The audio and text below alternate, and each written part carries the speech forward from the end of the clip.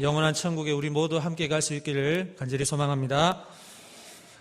오늘 본문의 말씀을 가지고 하나님이 기뻐하시는 제사라는 제목으로 하나님 말씀 선포하겠습니다. 히브리서 13장, 오늘 읽은 이 본문 배경이 되는 13장은 이 모든 그리스도인들이 영원한 도성이 없는 이 땅에서의 불완전한 삶을 의지하지 말고 우리를 위해 고난을 받아 죽으시고 부활하신 예수 그리스도를 본받아 각자에게 부여된 자기 십자가를 지고 영원한 도성을 향해 나아가자는 그런 내용입니다. 그래서 이러한 결단으로서 살아가는 지금의 삶에 우리가 최우선 순위로 여겨야 할 신앙의 자세가 무엇인지를 오늘 말해주고 있습니다. 그것이 오늘 본문에 등장하는데 하나는 찬송이며 하나는 선을 행함이고 또 하나는 서로 나누어 주는 것입니다. 이것을 통틀어서 하나님께서 기뻐하시는 제사다 이렇게 말씀하고 있습니다. 하나님께서 기뻐하시는 제사는 참 많습니다. 그러나 왜 오늘 본문에 이렇게 등장하는 신앙의 모습들을 기뻐하시는 것입니까? 예수님께서 말씀하신 가장 큰 계명, 바로 하나님을 사랑하고 이웃을 사랑하라는 이것이 오늘 본문에 모두 등장하고 있기 때문입니다. 하나님의 구원의 은혜에 감격하여 드리는 그 찬송과 그 찬송이 삶의 행위로서 온전히 드러날 때 하나님이 진정으로 기뻐하시는 제사가 될 수 있다고 하는 것을 오늘 본문에서는 피력하는 것입니다. 히브리서 기자는 13장을 마지막 장으로 쓰면서 영원한 도성이 이 땅 가운데는 없지만 장차 올 영원한 도성을 바라보며 자신도 그날을 위해 이러한 신앙의 모습으로 살아가고자 하는 결단으로 이 히브리서 13장을 썼지 않았겠습니까? 오늘을 살아가는 성도님들의 삶이 하나님이 기쁘시게 하는 제사가 말로만이 아닌 행위로서 온전히 연결되어 이 마지막 때에 하나님께서 진정으로 쓰시고 영광을 받으시기에 합당한 도구가 되실 수 있기를 주님의 이름으로 소망합니다. 그렇다면 오늘 본문을 통해 하나님이 기뻐하시는 제사를 하나하나 살펴볼 때 하나님의 크신 은혜가 성도님들의 삶의 결단으로 이어질 수 있기를 소망합니다. 첫 번째, 하나님이 기뻐하시는 제사는 찬송의 제사를 드리는 것입니다.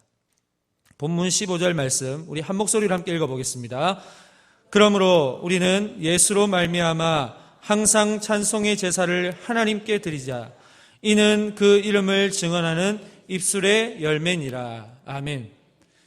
여기 15절 처음에 등장하는 이 그러므로라고 하는 접속사는 15절이 있어야만 하는 합당한 이유를 연결해 주는 접속사입니다. 14절을 보십시오. 우리가 여기에는 영구한 도성이 없으므로 장차 올 것을 찾나니 이렇게 말씀합니다. 이 땅에서 영구한 도성이 없다고 합니다. 그래서 이제 장차 올 그날을 찾기 위해서 우리가 해야 할 것이 있는데 그것이 무엇이냐면 바로 찬송이라는 것입니다. 그런데 그 찬송을 우리의 힘과 우리의 지식과 우리의 의로서 하는 것이 아니고 반드시 찬송하는 원인이나 근거가 있어야 됩니다. 우리에게는 그 근거가 무엇이냐면 바로 예수 그리스도십니다. 우리가 찬송할 때에 하나님이 기뻐하시기 위해서는 우리 속에 예수 그리스도가 고백이 되어져야 하고 더 나아가서는 그 예수 그리스도를 향한 우리의 신앙 고백이 진실되게 선포될 때 진정한 찬송이 된다는 사실입니다. 여러분 보십시오. 15절 말미에 보십시오. 이는 그 이름을 증언하는 입술의 열매니라 이렇게 말씀하지 않습니까? 우리의 찬송은 예수 그리스도가 선포되어져야 하고 그 이름을 고백하는 것이어야 합니다. 찬송이 예수 그리스도가 우리의 주님이 되신 것을 증언하는 열매가 되는 것입니다. 우리의 신앙에서 선포되는 모든 찬송은 우리의 즐거움과 우리의 실력의 성취를 위해서가 아닙니다. 실력이 잘하고 못하고를 떠나서 그 찬송 속에 예수 그리스도를 향한 우리의 믿음의 고백이 있느냐, 예수 그리스도의 십자가와 부활과 다시 오실 재림의 날을 사모하며 그 예수 그리스도의 이름을 관통하는 찬송이냐, 그것이 중요하다는 것입니다. 본문에 등장하는 이 찬송은 헬라어 언어로 아이네시스라는 단어를 사용합니다. 이 뜻은 칭찬 그리고 찬미라는 뜻을 갖고 있습니다. 여기에 왜 칭찬이라는 단어로 해석이 됩니까? 우리가 하나님을 칭찬하는 것입니까? 하나님이 우리의 칭찬을 기뻐하시는 것일까요? 그렇습니다. 하나님은 우리의 입술로 고백되어지는 칭찬을 기뻐하십니다.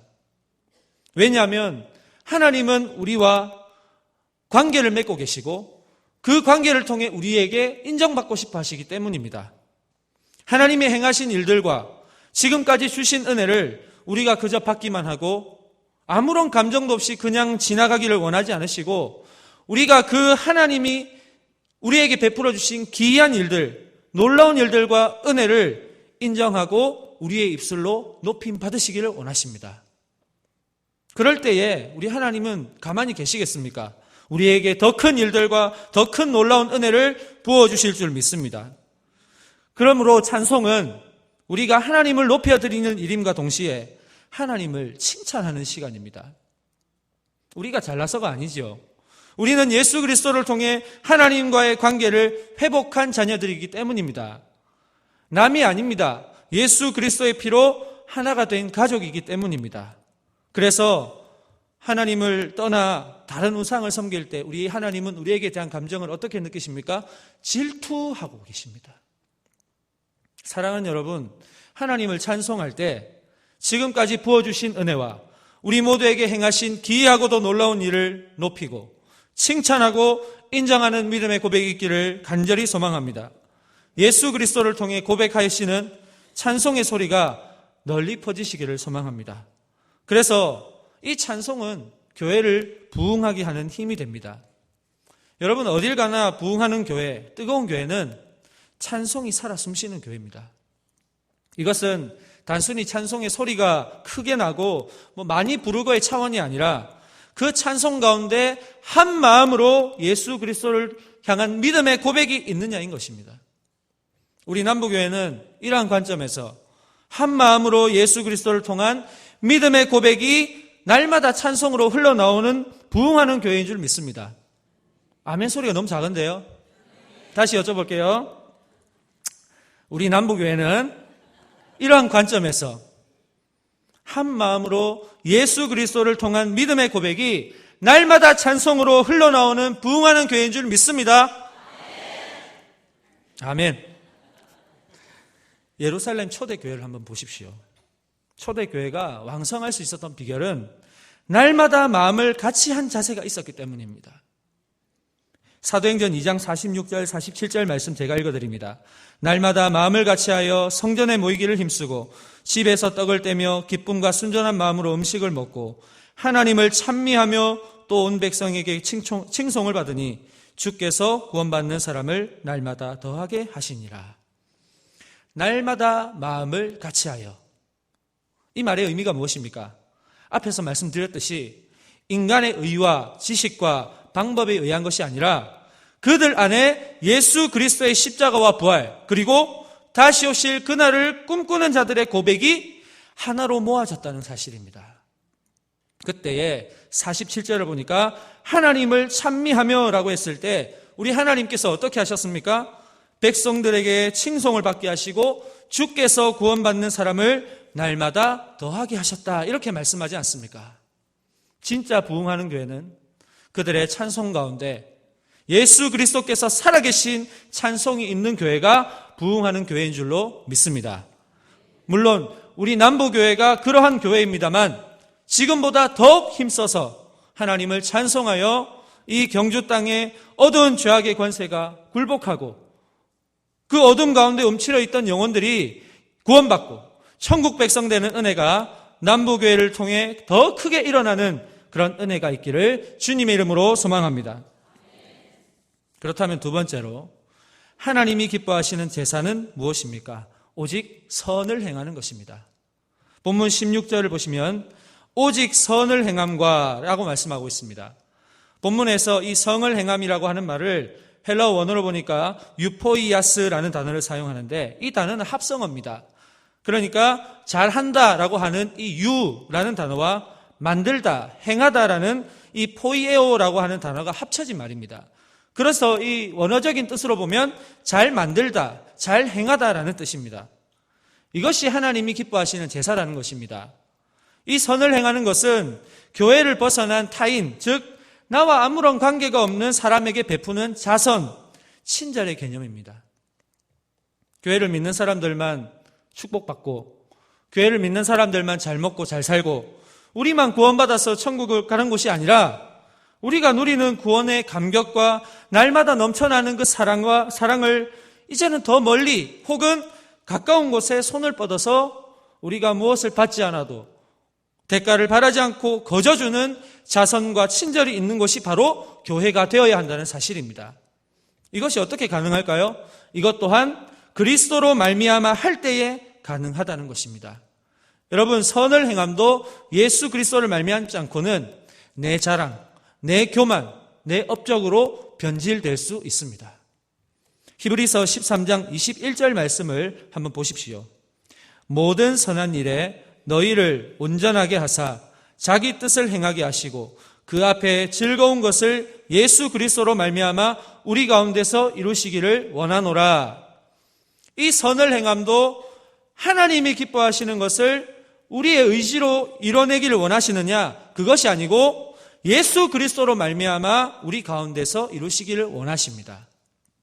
그래서 우리가 선을 행하는 마음은 참 소중합니다만은 그 마음에 내가 사람들에게 인정받고자 하는 마음이냐, 이 선을 행함을 통해 내가 대가를 받고자 하는 마음이냐, 아니면 그 마음은 예수 그리스도로 말미암은 영혼을 사랑하고 긍휼히 여기는 마음이냐를 우리는 점검할 필요가 있다는 사실입니다. 예수 그리스도를 말미암은 마음으로 선을 행할 때 여러분, 그 선은 하나님의 뜻을 이루는 것이고 하나님이 영광을 받으실 뿐만이 아니라 예수 그리스도를 통한 구원에 이르는 선이 될 수 있다는 사실입니다. 잘 만들고 잘 행하는 이러한 선을 우리 모든 남북의 성도님들의 삶에 하나님이 뜻 가운데서 이루시기를 주님의 이름으로 소망합니다. 마지막 세 번째로 하나님이 기뻐하시는 제사는 서로 나누어 주는 것입니다. 본문 16절 말씀 함께 한 목소리로 읽겠습니다. 오직 선을 행함과 서로 나누어 주기를 잊지 말라. 하나님은 이 같은 제사를 기뻐하시느니라. 아멘. 여기에서 나오는 서로 나누어 준다는 것의 의미는 헬라어로 코이노니아라고 하는 단어인데 교제, 참여, 나누어 줌이라는 뜻입니다. 하나님께 드려지는 제사 가운데서 빠짐없이 등장하는 것이 바로 이 나눔입니다. 이 나눔이야말로 하나님에 대한 구원의 감격에서 우러나오는 신앙의 고백이 행동으로 삶에 나타나는 삶의 예배라고 할 수 있습니다. 사도 바울은 이 나눔을, 이 코이노니아는 하나님이 기뻐하시는 제물이라 이렇게 말씀하고 있습니다. 빌립보서 4장 8절 말씀입니다. 내게는 모든 것이 있고 또 풍부한지라 에바브로 디도편에 너희가 준 것을 받음으로 내가 풍족하니 이는 받으실 만한 향기로운 제물이요 하나님을 기쁘시게 한 것이라. 여러분, 빌립보 교인들이 바울이 쓸 것을 받은 것인데 왜 하나님께서 그것을 기뻐하시는 것입니까? 그것은 이들이 풍부한 중에 보낸 것이 아니고 궁핍한 중에서도 빌립보 교인들은 믿음을 가지고 보냈기 때문입니다. 이것이 예수 그리스도 안에서의 나눔이라는 것입니다. 여러분, 나눔은 내가 풍부할 때에만 하는 것이 아닙니다. 은혜 받은 자의 즉각적인 반응이 바로 나눔입니다. 그때에는 나의 형편, 나의 현재 환경이 중요하지 않습니다. 왜냐하면 내가 궁핍한 중에서도 하나님의 은혜로 나눌 때에는 반드시 거기에는 채워짐의 역사가 있기 때문입니다. 사도 바울이 그 궁핍한 중에 사도 바울의 성교에 쓸 것을 믿음으로 보낸 이 빌립보 교인들에게 어떤 확신을 주고 어떤 확신을 가지고 축복하고 있냐면 빌립보서 4장 19절 말씀입니다. 나의 하나님이 그리스도 예수 안에서 영광 가운데 그 풍성한 대로 너희 모든 쓸 것을 채우시리라. 사랑하는 성도님들, 우리 하나님은 풍성하신 분이십니다. 우리 하나님은 부족한 것이 없으신 분이십니다. 우리가 비록 궁핍해도 하나님은 우리가 더 나누기를 원하십니다. 왜냐하면 하나님은 우리가 믿음으로 나누고 난 후에 그 텅 빈 그릇에 넘치도록 채워주시는 분이시기 때문입니다. 영화 한 편을 소개하고 말씀을 마칠까 합니다. 보셨는지 모르겠습니다. 2012년도에 개봉한 철가방 우수씨라는 영화가 있습니다. 이 영화는 제작비가 들지 않은 영화입니다. 모든 배우들이 재능 기부라는 것을 했습니다. 모든 제작사와 배급사, 모든 스태프들도 재능 기부를 하였습니다. 왜냐하면 그 영화의 실제 주인공이었던 김우수라는 사람의 삶이 너무나도 고귀하고 아름다워서 그것을 영화로 만들고자 할 때 모두가 다 발벗고 배급하고 투자하고 제작했습니다. 그 김우수 씨는 고아로 자랐습니다. 한평 남짓한 고시원에서 꿈을 키우며 살았습니다. 중국집 배달을 하면서 월급으로 70만 원을 받고 살았습니다. 그런데 놀라운 것은 그 월급으로 무려 5명이나 되는 불우한 아이들을 계속해서 도우고 있었습니다. 그럼에도 그는 무엇이라 말하냐면 나는 행복합니다. 나는 참 감사합니다. 이렇게 고백합니다. 영화에서 그가 책상에 펴진 책을 보는 장면이 몇 번 등장합니다. 그 책은 다름 아닌 성경이었습니다. 그리고 시편 23편을 보고 있었습니다. 여호와는 나의 목자시니 내게 부족함이 없으리로다.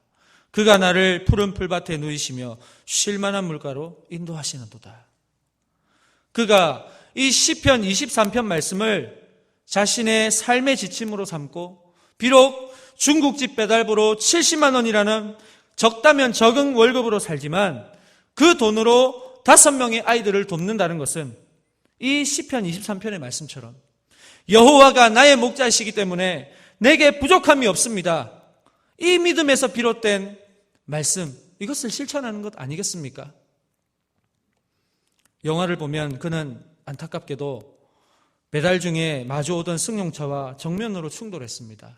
54세의 나이로 생을 마감합니다. 그러나 그는 죽음 뒤에도 우리에게 진정한 나눔이 무엇인지를 깨닫게 합니다. 자신이 생전에 드러났던 이 사망보험, 이것의 수령자를 어린이 재단 앞에 돌려놓았습니다.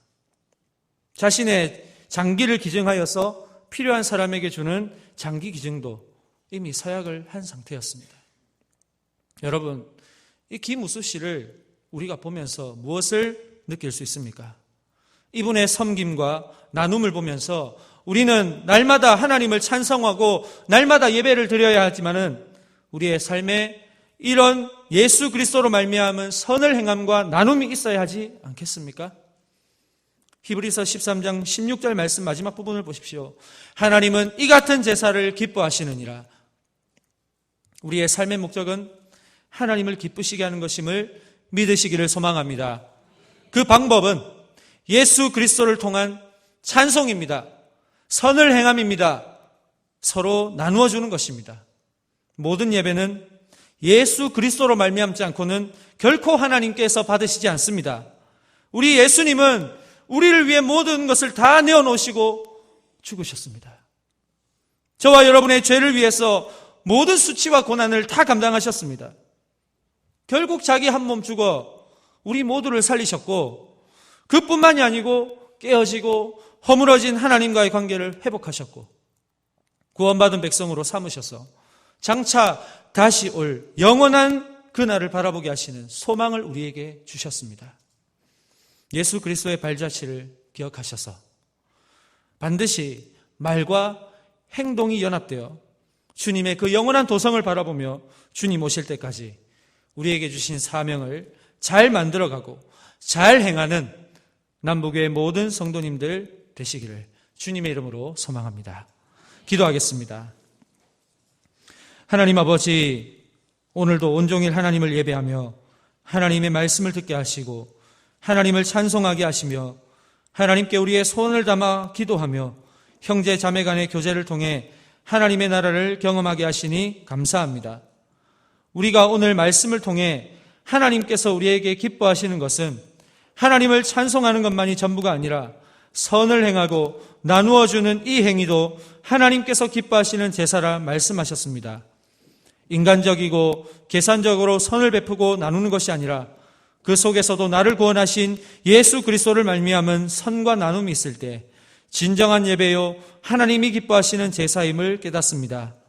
이번 한 주도 우리 남북의 모든 성도들 하나님께서 함께 하심의 은혜를 통해 말과 행동이 연합되어 이 땅에서 그리스도인으로서 세상 사람들에게 칭송받고 하나님께 영광 높여드리는 삶을 살게 하여 주시옵소서.